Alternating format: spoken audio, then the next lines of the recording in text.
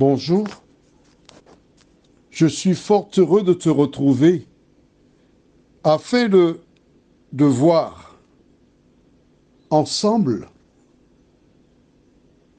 les changements qui s'opèrent dans la nature humaine. Et à ce titre, nous allons prier juste avant d'entamer notre thème, à savoir ma nature. Prions. Notre Seigneur, notre Dieu, nous sommes heureux de découvrir des éléments scientifiques qui nous permettent de comprendre pourquoi il y a tant de changements dans la nature des hommes. Cet esprit, merci de nous conduire une fois de plus dans la vérité, de nous fortifier. Nous t'avons prié au nom de Jésus et pour ta gloire éternelle. Amen. Je me rappelle quand j'étais enfant, il y a fort longtemps, très longtemps, les filles avaient ce qu'on appelait communément les règles vers les 13-14 ans. Elles n'avaient pas de poitrine. Aujourd'hui, certaines petites filles ont des poitrines abondantes, généreuses. Et les anciens disent qu'elles sont têtues. Je me suis toujours posé la question, mais pourquoi? Et comme je suis entouré de chercheurs, et précisément de chercheuses, notamment Danielle, qui est une excellente chercheuse, j'ai vu cet article. Manger trop de fast-food perturbe les hormones. Dans les rivières, dans les mers, on a trouvé de plus en plus des animaux, des poissons hermaphrodites, c'est-à-dire mâles-femelles. Il y a des changements qui s'opèrent dans les corps des animaux, mais aussi des humains. Voici l'une des raisons qui explique pourquoi il y a de plus en plus de femmes qui tombent amoureuses de femmes et d'hommes qui tombent amoureux d'hommes. En quelque part, il y a une volonté pour certains que les choses aillent dans ce sens. Pourquoi? Parce que nous sommes toujours en guerre. La guerre entre les forces du mal et le bien. Quelle est ma nature? Allons au livre de Psaume, chapitre 51. C'est David qui parle. Psaume 51. Et nous lisons le verset 7. Voici, je suis né dans l'iniquité, et ma mère m'a conçu dans le péché. Je te rappelle, si tu es un étudiant fervent ou nouveau, tu notes cela dans un cahier. Mais tu vois, il y a quelques jours, je n'ai pas dit cela, parce que certaines personnes sont gênées d'entendre ça chaque jour. Alors, mais comme il y a de nouvelles personnes qui arrivent et je n'ai pas la date, donc il est toujours bon de prendre des notes. Alors, en prenant la note, aujourd'hui, dans Psaume 51, verset 7, tu vois deux mots importants. Je suis né dans l'iniquité. Qu'est-ce que l'iniquité? Tu notes 1 Jean 5, verset 17. Les anciens connaissent ça par cœur, donc ils pourront te le dire. Et ensuite, ma mère m'a conçu dans le péché. Quelle est la définition de péché? 1 Jean 3, verset 4. Quiconque pêche transgresse la loi, et le péché est la transgression de la loi. La nature de l'homme, il est à la base un pécheur. Qu'est-ce qu'un pécheur? C'est quelqu'un qui va pêcher les poissons dans la mer. Oui, on peut appeler cela pécheur aussi, mais pécheur dans ce contexte-là, ce sont des femmes et des hommes qui violent la loi de Dieu. Certaines personnes s'imaginent être meilleures que d'autres, jettent la pierre à certaines personnes qui commettent des actions, entre guillemets, on va appeler ça péché mortel.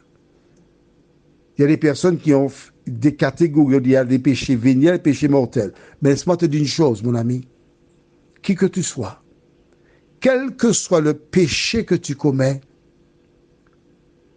écrit, Romains 6, 23 déclare, car le salaire du péché, c'est la mort.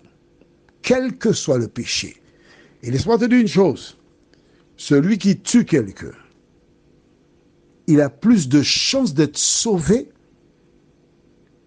que le fervent membre d'église qui n'a jamais tapé quiconque, mais qui n'a aucun contrôle de sa bouche et qui raconte tout ce qu'il entend. Il ne voit pas le mal. Il est plus près de la destruction finale. Donc, la nature de l'homme est un pécheur. Pour celles et ceux qui diraient ou qui penseraient qu'ils sont meilleurs que d'autres, allons au livre de Jacques chapitre 3. Jacques chapitre 3, c'est juste après le livre d'Hébreux, Jacques 3, et nous lisons le verset 2. Nous bronchons tous de plusieurs manières. Si quelqu'un ne bronche point en parole, c'est un homme parfait, capable de tenir tout son corps en bride. Nous bronchons tous de manière différente. Même l'avocat que tu vois là, l'avocat qui défend la cause, etc., l'avocat, il peut mentir, hein? Il peut tromper. Nous sommes tous logés à la même enseigne. Et tous, nous avons un objectif, être sauvés au retour de Jésus. L'ennemi place des personnes dans des situations difficiles. Mais quel que soit le lieu où tu te trouves, Dieu tend la main pour t'en sortir et te conduire sur le chemin du salut. Allons au livre de Jérémie 13, verset 23. Jérémie 13, verset 23. Une comparaison que j'aime énormément. Jérémie 13, 23 déclare, « Un Éthiopien peut-il changer sa peau? Et un léopard ses taches? De même, pourriez-vous faire le bien, vous qui êtes accoutumés à faire le mal? Mais si! Prenons un exemple. Je me rappelle, il y a quelque chose qu'on faisait souvent quand on était jeune. On ne voit pas ça souvent, on appelle ça des chips. Souvent, on faisait des chips, hein. Pour ne pas répondre, on dit... Et là, on attrapait des punitions pour cela. Tu te rappelles? Quand tu as l'habitude, au fil des jours, tu as l'habitude, c'est difficile de te débarrasser de cette pratique. Avant, les messieurs, ils sifflaient beaucoup quand ils marchaient. Maintenant, on n'entend pratiquement plus les gens siffler. Et ils ont perdu l'habitude. Il y a un changement. Or, la Bible te dit que l'Éthiopien, par lui-même, il ne peut pas changer sa peau. C'est seulement Dieu qui peut t'aider à t'en sortir. Alors, comment est-ce possible? Allons au livre de Ésaïe, chapitre 1er, et nous lirons les versets 18 à 20. Voilà ce que Jésus te demande.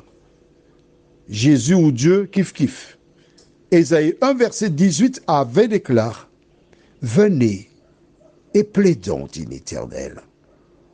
Si vos péchés sont comme le cramoisi, ils deviendront blancs comme la neige. S'ils sont rouges comme la pourpre, ils deviendront comme la laine. Si vous avez de la bonne volonté, et si vous êtes docile, vous mangerez les meilleures productions du pays. Mais si vous résistez, et si vous êtes rebelles, vous serez dévorés par le glaive, car la bouche de l'Éternel a parlé. » Tu vois, il existe encore deux catégories. Si vous avez de la bonne volonté et si vous êtes docile, vous mangerez les meilleures productions du pays. Quand tu vas à un cours, tu vas apprendre à faire la pâtisserie, la boulangerie, tu es chez un patron. Tu dois avoir la bonne volonté, le désir de réussir. Et si vous êtes docile, c'est-à-dire que tu es prêt à écouter, à entendre et à faire ce qu'on te dit de faire, vous mangerez les meilleures productions du pays, vous serez un excellent ouvrier. Toi qui m'écoutes, je voudrais te rappeler que, quels que soient les problèmes que tu rencontres, je ne sais pas pourquoi tu es arrivé là, ce n'est pas ce qui est important. Ce qui est important, c'est comment peux-tu t'en sortir. C'est ça qui est important. Prions. Notre Seigneur, notre Dieu, nous te bénissons, car la parole nous indique que notre nature fait de nous des pécheurs. Et il semblerait que certains produits que nous consommons contribuent à changer, transformer les pensées des hommes. Seigneur, quel que soit ce que les hommes pourraient mettre en place, quelles que soient ces choses-là, tu as le pouvoir de briser aussi longtemps que nous sommes dociles et faisons preuve de bonne volonté. Merci de continuer de nous faire du bien, nous aider à lire la parole. Nous t'en prions, au nom de Jésus, pour ta gloire éternelle. Amen. Je te souhaite une bonne fin de journée et à très bientôt.